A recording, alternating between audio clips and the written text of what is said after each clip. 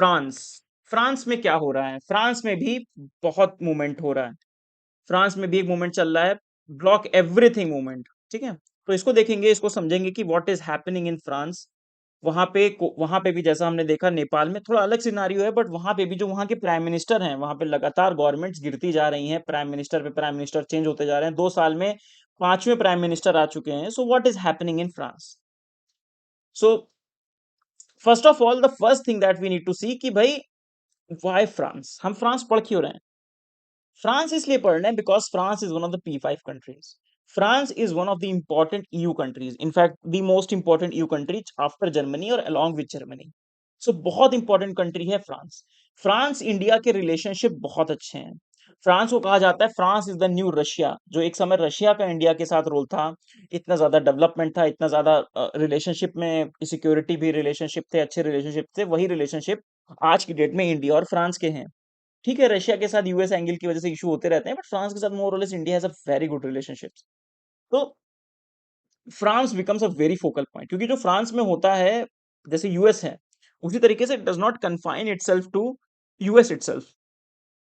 It has trigger और it creates a ripple effect which is all over the country. तो थोड़ा समझने की, बेसिक में, बहुत डिटेल में नहीं, बट बेसिक में समझने की कोशिश करते हैं that what is happening in France, what this block everything movement is, इसके पीछे का बैकग्राउंड क्या है, और जो हमारे इमैनुअल मैक्रोन हैं वो क्यों परेशान। राइट। सबसे पहले तो ये समझते हैं कि how power works in France, कि भाई जैसे इंडिया में सिस्टम है, प्राइम मिनिस्टर है, प्रेसिडेंट है, प्राइम मिनिस्टर चेंज हुए, बट इंडिया के प्रेसिडेंट तो इतने लाइमलाइट में नहीं रहते। यहाँ हमको पता है जो real power lies with the prime minister of India, it does not lie with the president.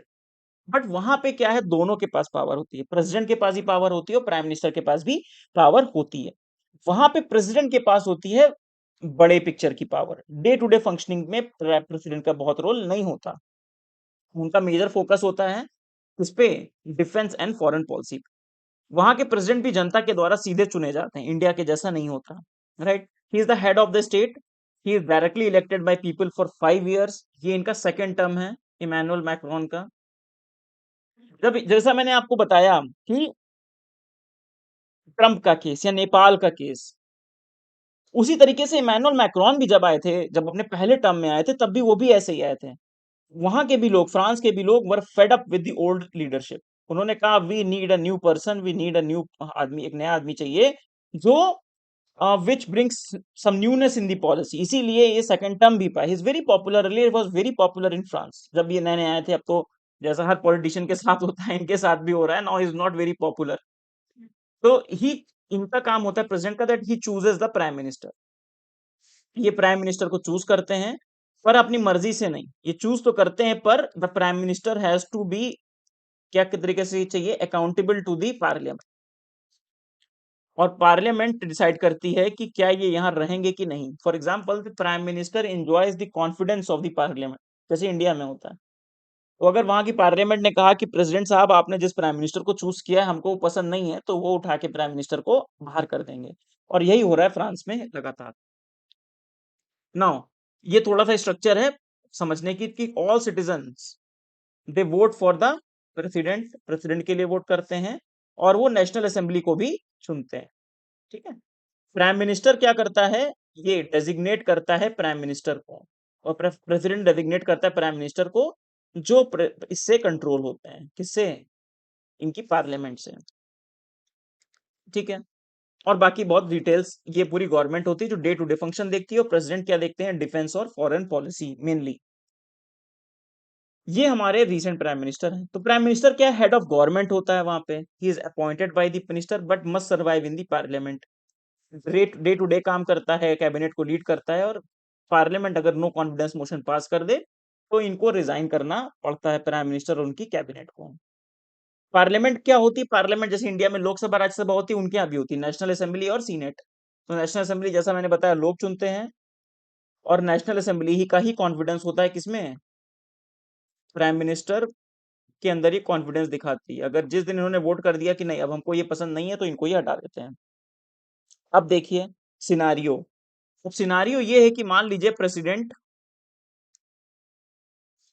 और नेशनल असेंबली दोनों में ही प्रेसिडेंट जिस पार्टी से बिलोंग करते हैं, मान लीजिए एक्स पार्टी, और अगर यहाँ पे भी एक्स पार्टी की मेजोरिटी है, तब तो सब अच्छा अच्छा चलता है, कोई दिक्कत नहीं। जो इन्होंने प्राइम मिनिस्टर सेलेक्ट किया, वो इनकी पार्टी भी पसंद करती है, ये भी पसंद करते हैं, तो कंट्री अच्छी चलती है, राइट।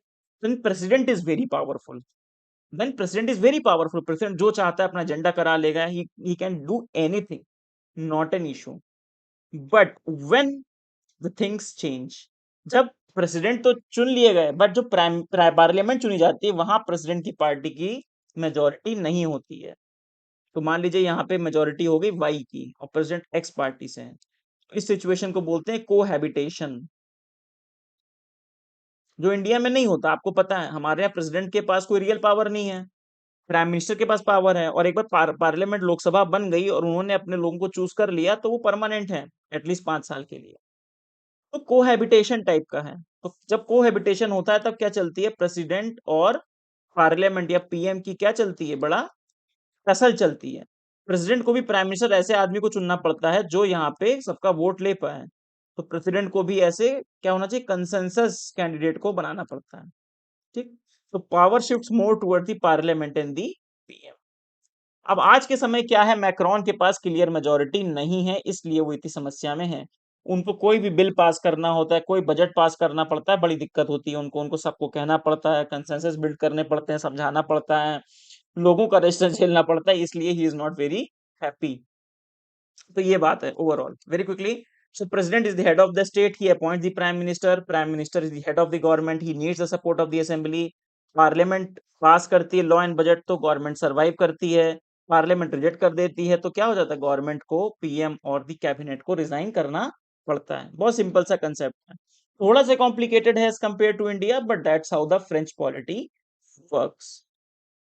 नाउ जब मैक्रोन का री इलेक्शन हुआ, मैक्रोन री इलेक्शन मतलब उनका सेकंड टर्म, तो क्या हुआ, मैक्रोन तो प्रेसिडेंट बन गए, पर जब पार्लियामेंट का इलेक्शन हुआ तब वो पार्लियामेंट्री मेजोरिटी हार गए, जो कोहैबिटेशन वाली इशू मैंने आपको बताया।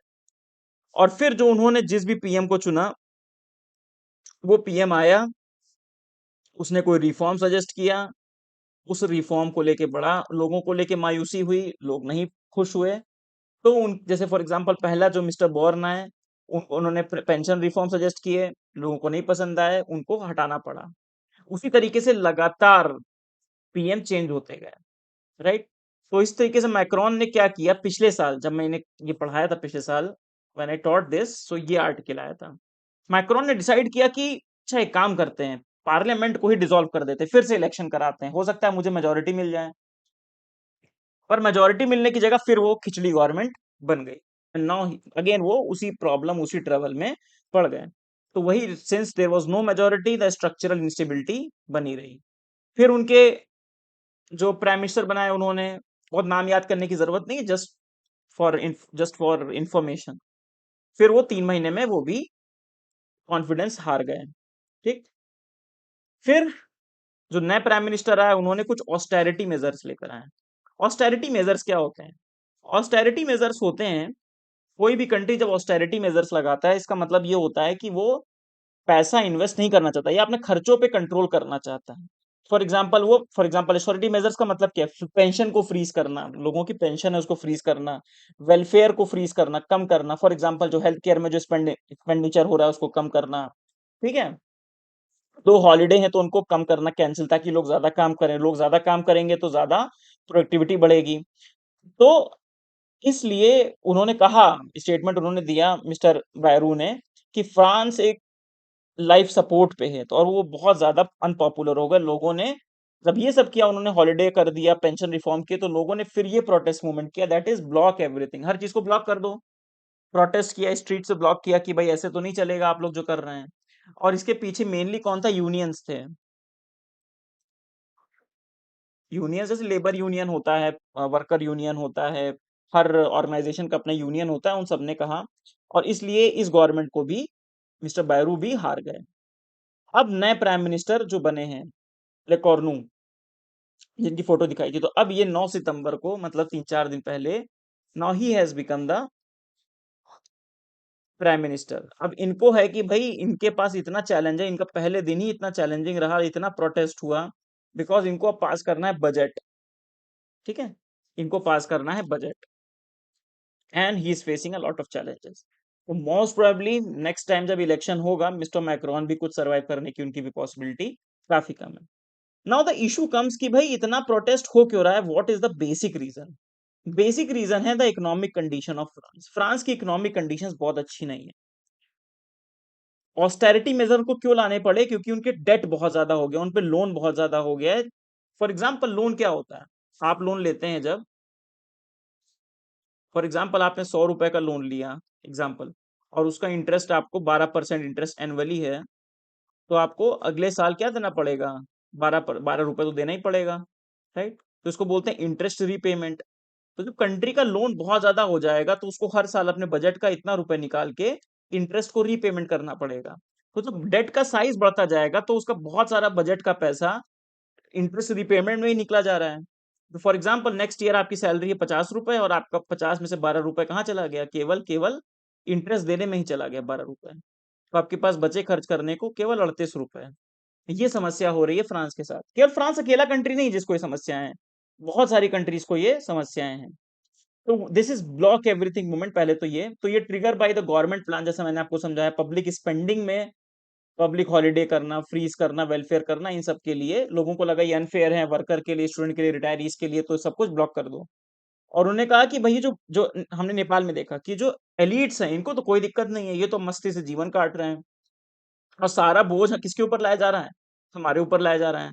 जो गवर्नमेंट ऑफिशियल्स हैं, नेता हैं, ये सब तो खूब मजे से मजे मजे कर रहे हैं, तो सारा जो इशू आ रहा है वो हमारे ऊपर आ रहा है। जो मैंने बताया डेट टू जीडीपी, तो अगर आप दो पैरेलल कंट्री की हम बात करें, फ्रांस और जर्मनी, तो जहां जर्मनी का डेट टू जीडीपी करीब 58 से 70 के बीच में है, इसका डेट टू जीडीपी 100+120+130+ हो रहा है फ्रांस का।